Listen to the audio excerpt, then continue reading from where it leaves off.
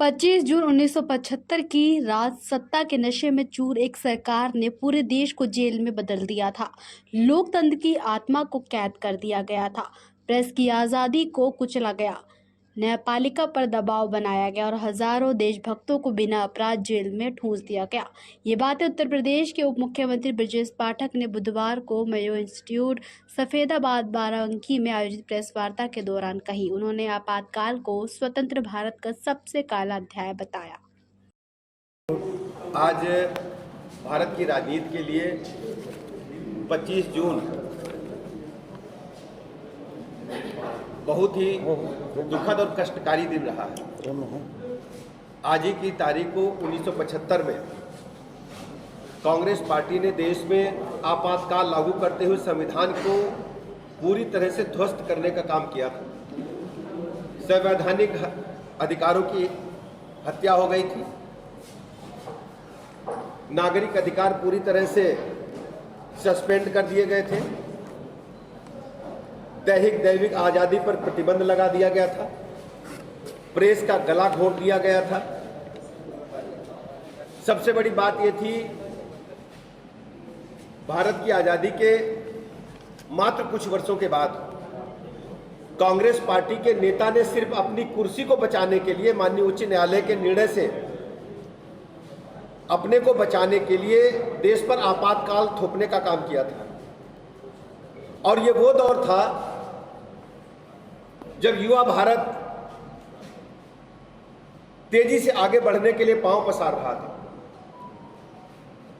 Congress party का नेतृत्व व्यक्तिवादी राजनीति कर रहा था।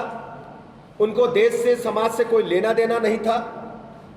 एक व्यक्ति के हाथ में सत्ता केंद्रित होकर रह गई थी।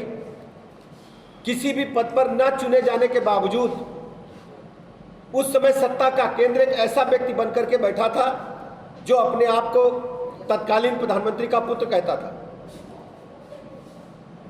पूरी तरह से सत्ता को कठपुतली बना करके रखने का काम उस समय की कांग्रेस की सरकार ने किया था। लाखों लोगों को जेल के सीटों में डाला गया था। कोई भी बात लिखने पढ़ने की आजादी नहीं थी।